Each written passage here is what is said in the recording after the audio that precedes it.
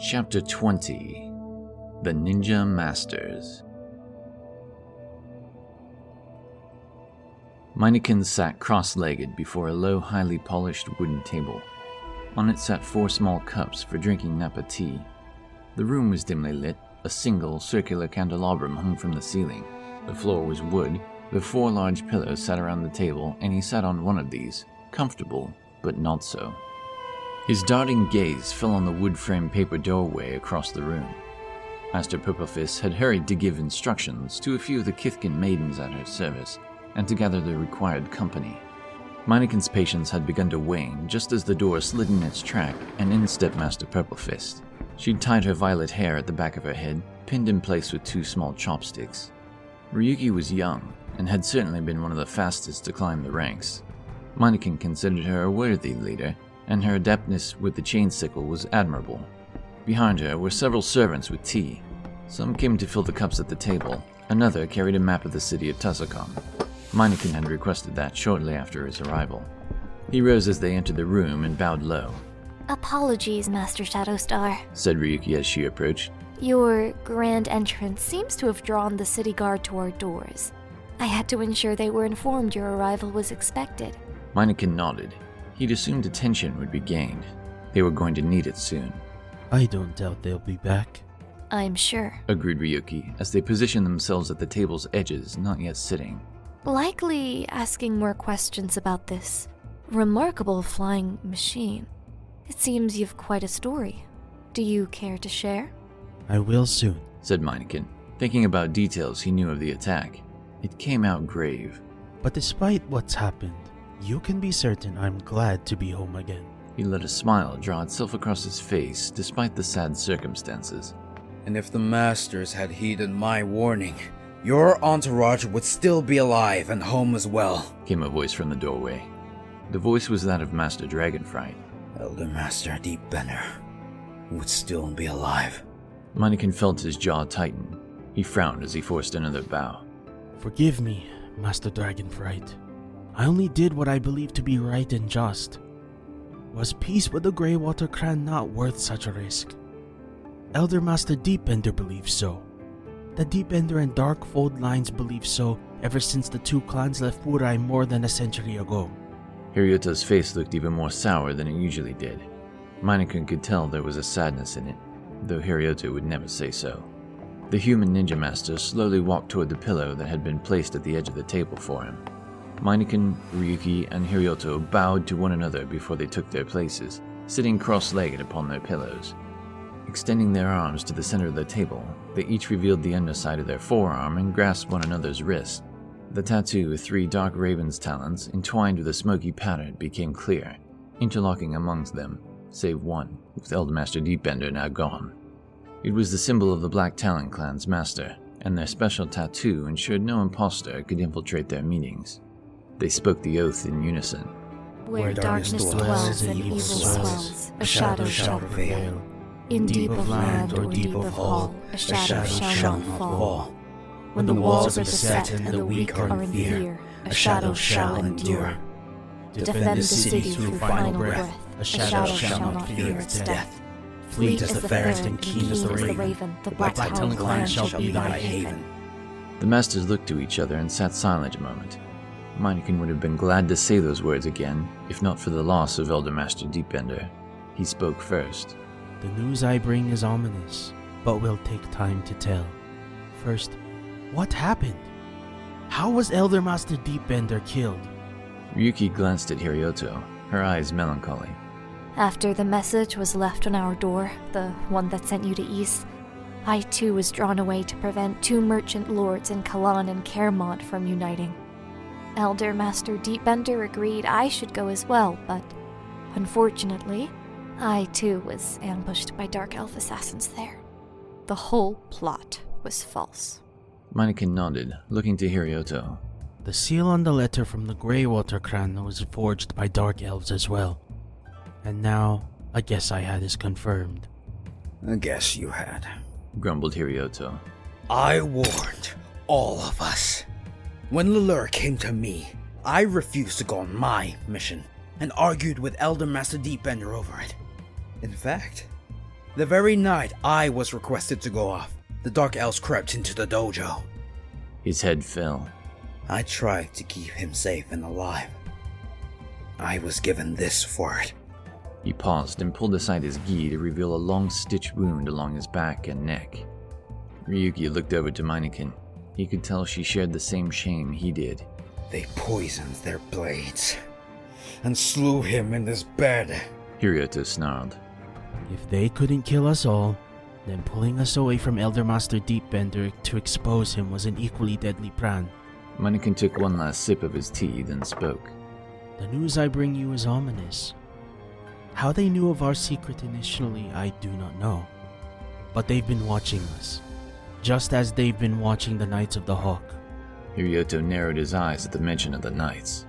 It was the Knights of the Hawk's duty to watch over the plains of Sidik. If the Dark Elves have spied on them, then it's their own lack of watchfulness at fault. Master Dragonfright, Spoke Ryuki with her eyebrows arched. the Magistrate's guard didn't keep us safe either. We are all at fault. Hiryoto silenced, though his resentment showed in his expression. It was a Knight of the Hawk who intervened during the Dark Elven attack on Ys. Meineken went on. There were many assassins. The knight called Turim Gliderlance and I fought them, but not before a ninja fell to defend me. I was the last. But in my journey, we made a discovery. Meineken continued to relay what had happened, how he and Turim had come to their conclusions, how he'd paid his life debt, how the Dark Elves had allied with the Black Division, and that the Dragon Army was planning to make port in the Bay of Ixidor and traipse right through Tusokan to make their way to Daltaria, their final goal. The Black Division's navy will be here any day now, He said. Genovans have not repelled any attack like this in our lifetimes. Ryuki and Hiryoto sat silent for a moment, looking at Meineken. I was hoping your words were witless Kithkin pranks, Grumbled Hiryoto. Ryuki leaned forward and took a sip of her tea. Then tell us what we can do. The Knights of the Hawk have told me that they will do their best to send reinforcements. We must hold out long enough for them to arrive, Said Meineken gravely. I trust that Turim will be able to send horsemen to us, though I don't know how many or how soon. How can we hope to hold for any number of days, Master Shadowstar? Asked Ryuki, who still seemed in shock. We can't stand against the Dark Knights. Their armor is thick, their numbers beyond counting. Meineken sat back and set his hands upon his folded knees. What kind of hopeless fight have you brought about? Growled Hiryoto. Do you Kithkin not use any rational thought in your dealings? We stand no chance if the Dark Knights number any significant force. You know this was planned by the Thalui, Master Dragonfright. It is not his fault. Shot back Ryuki, defending Meineken. Even if we could hold, Returned Hiryoto. how can we trust they will come? This Turim gave you no promise of reinforcements. He only gave you words to brighten your hopes so that you'd stall the Dragon Army forces, and his keep might better prepare their defenses. Ryuki stood and swung her hand, slapping Hiryoto. Silence, Master Dragonfright. If the Elder Master was alive, he would tell us what to do. But he's not. Meineken exchanged glances with Ryuki, making no attempt to hide his grin. Hiryoto scowled and settled himself.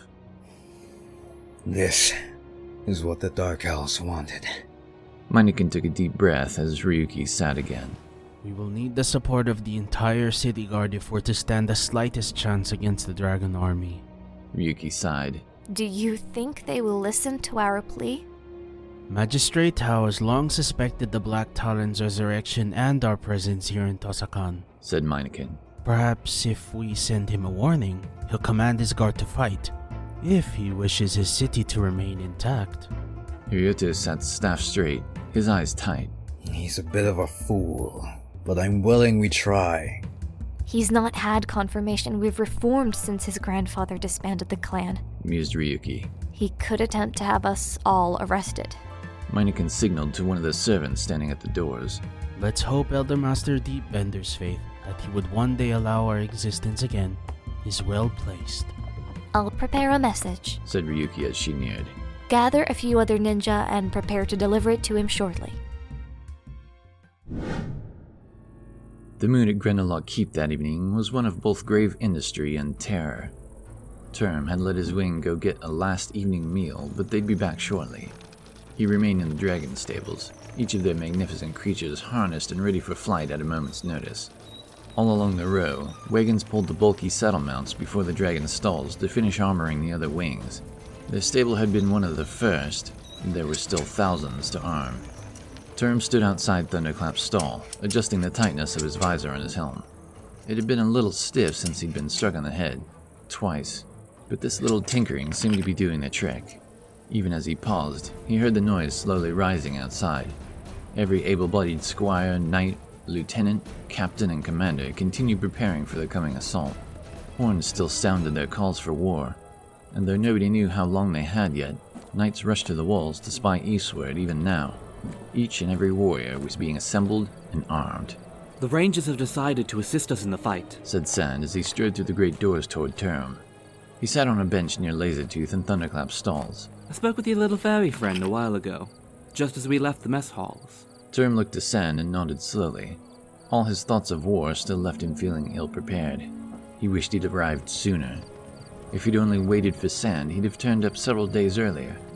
Or if he'd never left at all, he would have been here still, and perhaps they would have been able to keep an eye on the southern scouting parties of Dark Elves. But I wouldn't have known any of it, he thought.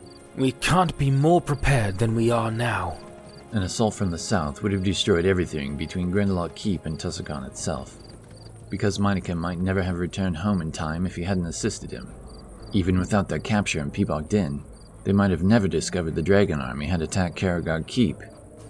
No, the path they were on had been laid out as it needed to be. His only question left was, could they survive? The rest of his wing had found their way into the dragon stables and had moved to ready weapons and talked to their dragons quietly. He'd barely noticed. Turim looked to Sand and cleared his throat. Sorry, I have a lot on my mind. I know this isn't the Rangers' fight, but they're most welcome here.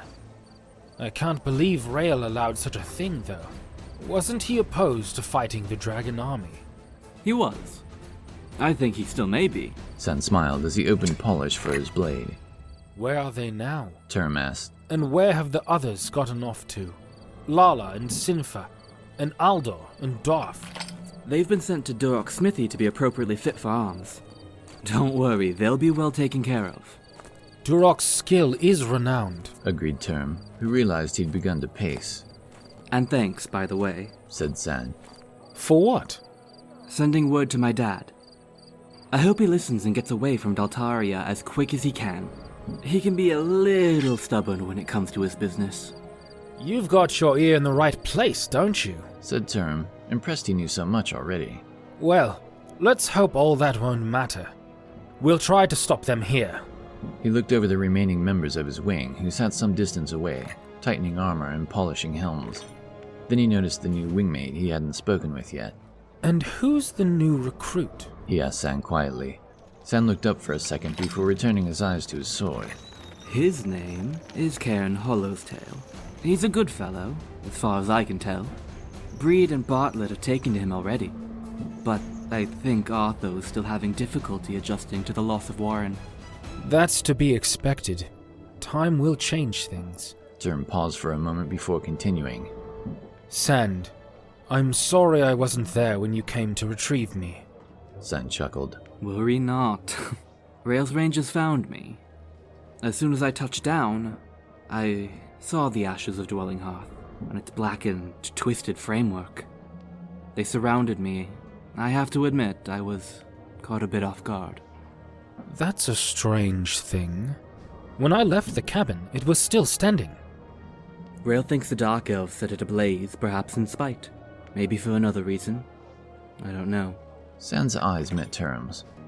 But a sadness came over me when I saw the ashes. After all we'd been through since our days at the academy, I thought you'd finally met your end. And I wasn't there to save you. Turim patted Sand's shoulder plate, trying to ease his unusual display of emotion. You don't have to worry now.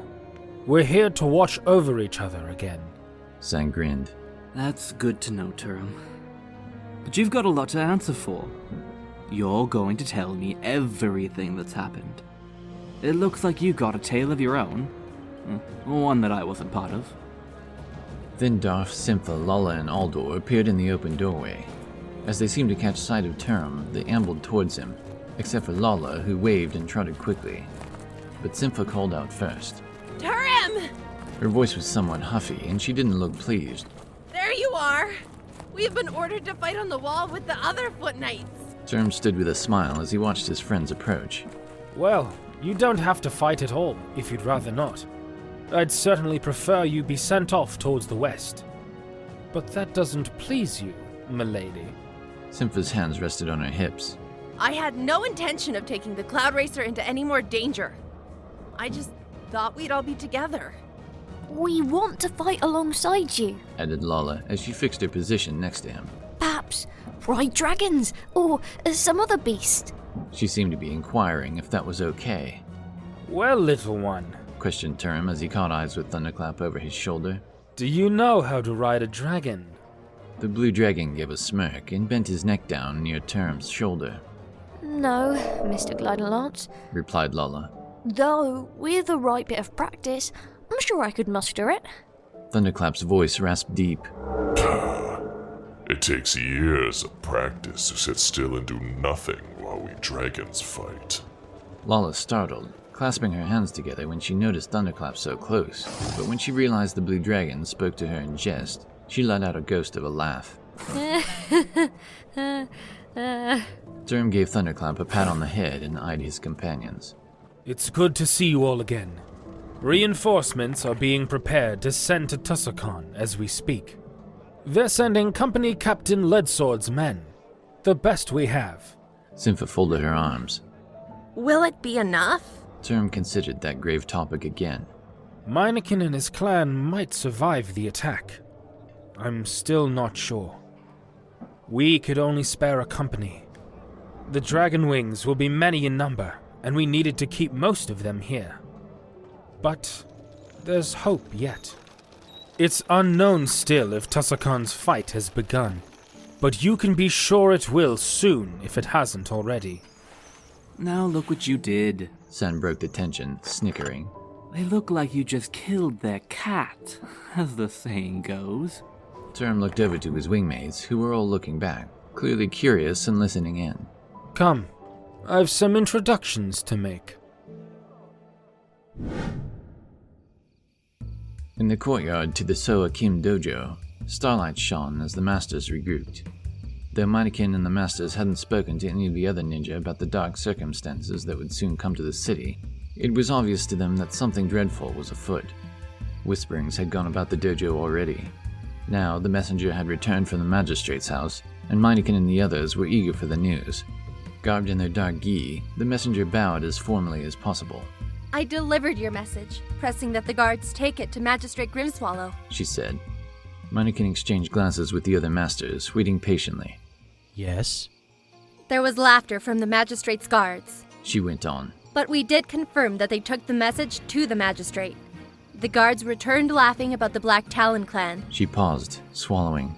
The magistrate said he refused to admit any jesters and would not take any unexpected visitors until weekend.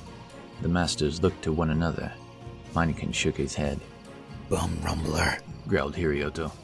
Do you think it's worth force? Asked Ryuki.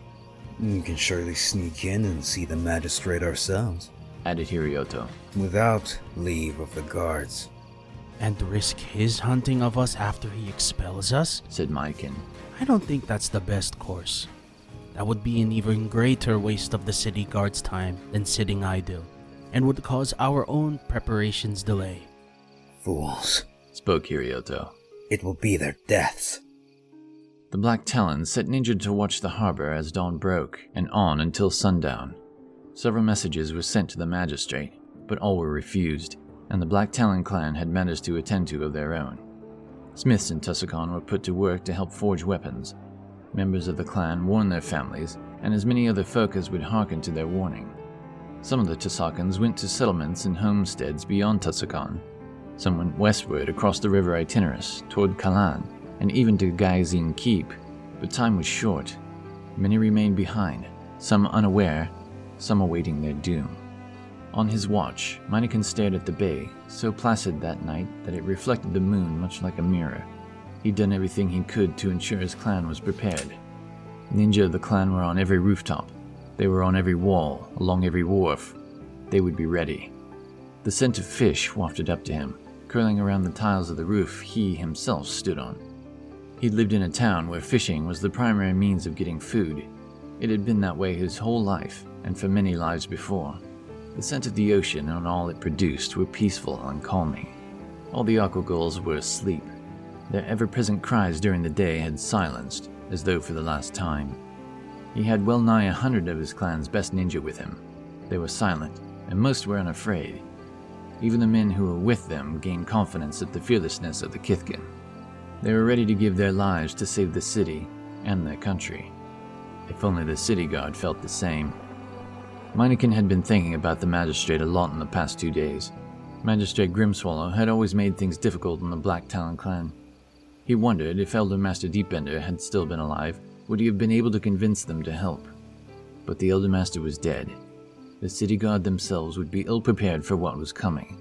They'd be forced to scatter at the last moment as the Dark Knights rushed the docks. He thought about Turim. Would he give up the city and retreat? He wondered. He quickly put the thought aside. The dragon army will come no matter what, and we must do our best to hold our ground at Tusokan, here in the harbor. If only the magistrate would have not been such a buffoon, the loss of life would have been more manageable, at least. Master Shadowstar! Shouted one of the ninja behind him. Meineken whirled around to see another of their clan approaching across the rooftops. What is it? He asked quickly. The Pale Elves! Screamed the ninja, out of breath. They come from the northwest. They're already on the walls. Without hesitation or thought, Meineken waved his arm. He sprang back across the roof, passing the messenger. Let us go! Now!